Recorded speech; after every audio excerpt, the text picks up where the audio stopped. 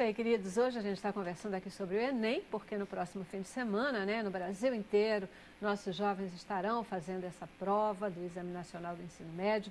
Então, é o momento da gente falar sobre ela, ver o que é, a importância do Enem, como é que ele acontece. E eu vou querer que vocês deem dicas aí para o pessoal, né, que está aí prestes a fazer o exame, aquela hora do frio na barriga, etc. Quero ver o que vocês vão dizer para essa turminha que vai fazer esse exame. Mas vamos lá, primeiro, o que qual o principal objetivo do Enem? Bom, o Exame Nacional do Ensino Médio, ele nasceu como uma ferramenta para a gente avaliar o que estava acontecendo na nossa rede pública e particular no ensino médio. Então, particular também? Também. Então, ela sempre foi aberta para os alunos se candidatarem e utilizarem essa nota que, quer dizer, na verdade era mais uma avaliação para a gente conseguir avaliar o ensino médio. Começou assim para depois virar o sistema de vestibular, que tem como objetivo, no fim, ser unificado, né? E aí nasce também o SISU, Sistema Unificado. Ao longo desses anos a gente foi avançando, então, além de ser uma forma de a gente ter essa visão do ensino médio, que é realmente o grande calo, né, em termos de política pública no Brasil, ele passou a ser, de fato, uma forma de acesso. Por isso que atualmente, como a gente estava falando, a gente tem em todas as nossas universidades federais daqui do Rio de Janeiro e em muitas outras no Brasil inteiro, o Enem como essa prova de acesso, né?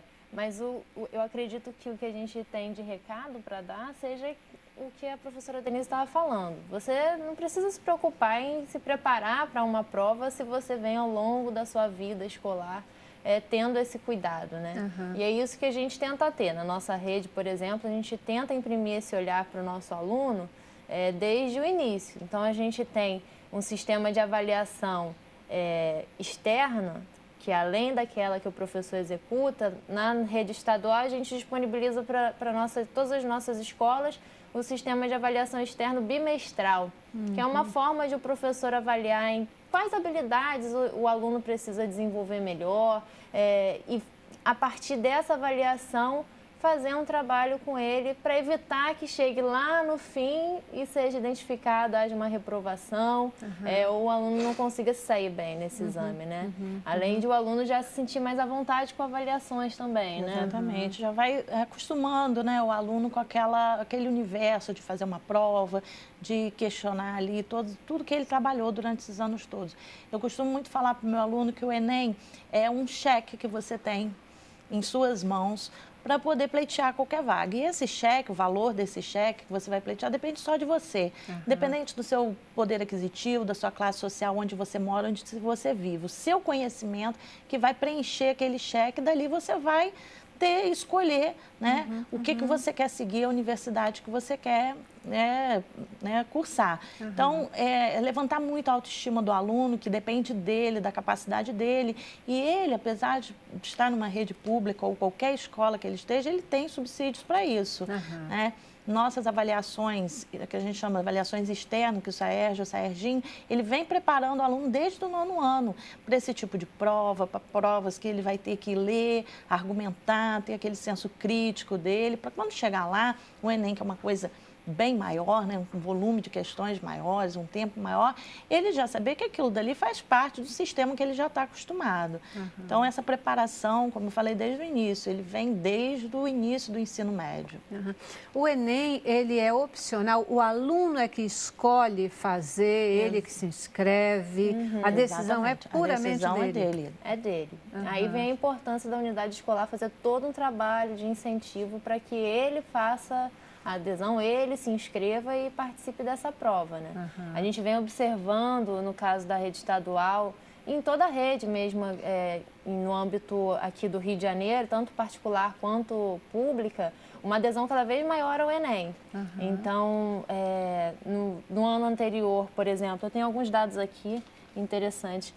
A gente teve na rede estadual um aumento de 107% de escolas que tiveram mais de 50% dos alunos inscritos no Enem, os alunos do ensino do ensino médio. E eu acho que isso se alinha a essa política de que a gente estava falando, que agora o aluno da rede pública, ele sente que tem toda uma proposta de governo que dá essa possibilidade a ele, né? Aqui, o Rio de Janeiro também, em termos de rede privada e pública, é o número 1 no Enem, ele sempre atinge as melhores notas, então a gente está numa posição privilegiada, né, para o alunado. Esses são alguns fatores que contam muito. Os alunos da rede pública ou da rede privada, essa classificação de primeiro lugar no Enem? Juntando as duas tudo. redes. Então, o Rio de Janeiro é o que fica em primeiro lugar no Brasil. Tá. Mas o que eu acho interessante ressaltar também é que, pelo ProUni, o aluno ele consegue usar a nota do Enem para conseguir uma bolsa na universidade particular também, né? Certo. Porque muitas vezes, por conta da questão da acessibilidade, ele, por estar numa região de difícil acesso à universidade ou do interior, ele se sente desestimulado a ir para uma pública, mas ele tem como conseguir uma bolsa também na universidade particular. A gente viu no informativo 7 milhões de jovens esse ano estão aí fazendo o Exame Nacional, né, do ensino médio. É uma mostra aí de aceitação bacana, né, dos alunos. Agora, quais são as saídas? Esse exame ele vai avaliar o conhecimento do aluno. O conhecimento do aluno a partir do currículo de ensino proposto nas escolas. E quais são as saídas dele? A partir do que se observa no Enem, isso tem alguma saída para melhorar o currículo de ensino, para, por exemplo, ele acaba classificando as escolas, né, também. Isso mexe com as escolas para que elas melhorem o seu corpo docente, que elas melhorem o conteúdo, aquilo que as... Como é que é esse negócio? Na verdade, no caso das escolas particulares, o Enem virou um tão almejado sinal certificado de qualidade da escola que eles querem, né? Então, a gente observa um aumento absurdo na matrícula e na mensalidade das escolas que tiveram melhor desempenho. No caso também do que você falou do currículo escolar, na nossa reformulação do currículo do Estado, foi um dos principais parâmetros que nós utilizamos. Além das orientações e parâmetros curriculares nacionais, a matriz de competências e habilidades previstas no Enem também foram um dos parâmetros. Então, realmente, mexe totalmente com o currículo escolar, né? A gente quer que esse aluno ele tenha contato com os diversos conhecimentos e habilidades que vão ser avaliados, que vão permitir que ele tenha acesso à universidade lá na frente.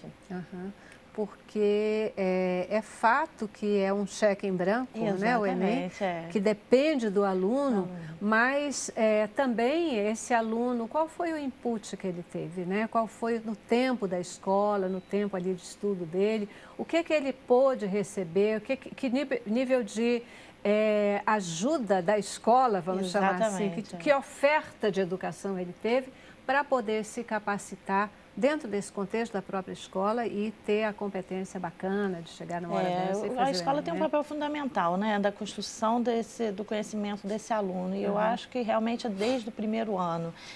E agora a reformulação do ensino médio, a proposta do ensino integral que o Estado está abraçando aí com tanta responsabilidade, do aluno ficar em tempo integral na escola o dia inteiro, com novas disciplinas, com um novo olhar sobre a construção desse cidadão. O Enem não é só uma construção de conhecimento, ele vai avaliar ali o pensamento crítico desse aluno, né? A prova de redação, ela tem um peso muito grande no Enem.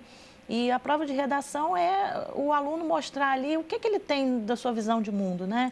O que esse aluno tem de vivência, de leitura. São temas atuais que caem na redação, não são temas que você está ali no seu currículo, são temas que permeia a sociedade. Então, esse aluno, ele está lendo, ele está inserido nesse contexto, a escola está proporcionando a ele outras vivências, para ele poder ter uma bagagem para falar sobre isso. Então, é uma construção que a escola tem que dar esse alicerce ao aluno. A educação integral, acho que veio muito para complementar Isso, a Adriana falou no início do projeto de vida, nós temos disciplinas que estão agregando muito ao nosso aluno na educação integral, estão formando verdadeiros cidadãos e isso aparece lá na frente, né? O resultado dele mostrar a sua competência ali do que ele aprendeu durante esses anos todos. Perfeito. Eu vou fazer um tipo de comentário que eu não quero que vocês se ofendam, porque afinal de contas, né? Primeiro porque vocês são nossas convidadas, né? Primeiro também porque vocês são representantes aí da educação no Brasil, vocês são educadoras, mas eu fico ouvindo você falar e assim parece música para os meus ouvidos, né? O que você fala sobre o ensino, a forma de ensino, porque passa por caminha para o modelo ideal de educação que a gente imagina. É uma educação integral, uma educação, quando a gente fala de educação integral, não só de tempo integral, né? Isso, porque educação integral não tem a ver só com a questão de tempo, Exatamente. tem a ver com a qualidade da educação que se oferece. E a gente percebe, particularmente no ensino público do Brasil, porque o ensino particular, né, privado, ele tem a obrigação de trabalhar numa outra linha para subsistir, para um monte de coisa. Mas particularmente no ensino público, e é isso que eu digo, não tem nada com relação a vocês, mas eu sou brasileira tanto quanto vocês, né? Sou educadora também e a gente percebe uma decadência muito grande desse ensino. Jovens que desaprenderam a pensar, Exatamente. que têm perdido a visão crítica, né? Para poder chegar e ter um tema, que é a redação média, mas ter um tema e que eles trabalham, eles sabem colocar opinião, eles sabem discernir, eles sabem filosofar, eles sabem criticar. Isso a gente tem perdido. Então, que bom, né? Ver gente que está no topo desse processo. Por isso que nos últimos anos, no Rio de Janeiro, a gente trabalhou muito para correr atrás desse prejuízo. Então, em termos de Deb, por exemplo, a gente saiu de 26º para quarta melhor nota do Brasil. E aí vem de muito trabalho sempre beneficiando o aluno, seja pela formação do professor, seja pela avaliação externa, seja pela oportunidade, como a gente tem, por exemplo, parceria com universidades particulares, independentemente do que a gente tem em âmbito federal, para que o aluno ele possa ir para uma IBMEC, ele possa ir para PUC, ele possa ir para uma Unicarioca e conseguir ter essa acessibilidade.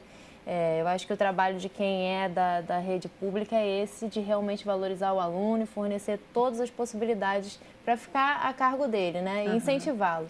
É o que a gente tem buscado fazer com muito sangue, suor e lágrimas, né, Denise, nos últimos anos, para dar conta de todas as dificuldades que a gente tem também inerentes ao sistema público. Sem dúvida nenhuma, sem dúvida nenhuma. Você disse que as escolas se inscrevem para o Enem. Não. Na verdade, são os alunos. É porque na hora de fornecer os dados para a gente, o INEP ele só transmite os dados das escolas que tiveram mais de 50% de participação dos alunos da terceira série. Okay. Então, ele fornece para a gente por escola, por unidade escolar, o desempenho. Então, os alunos se inscrevem. Agora, com relação às universidades que aceitam o Enem como acesso, né, como exame de acesso a essa universidade. Também é uma opção da universidade, ela que decide se quer aceitar esses alunos ou não. Sim. No geral, não só no Rio de Janeiro, não sei se vocês têm informação de Brasil, quais são as universidades que aceitam? Basicamente as universidades públicas?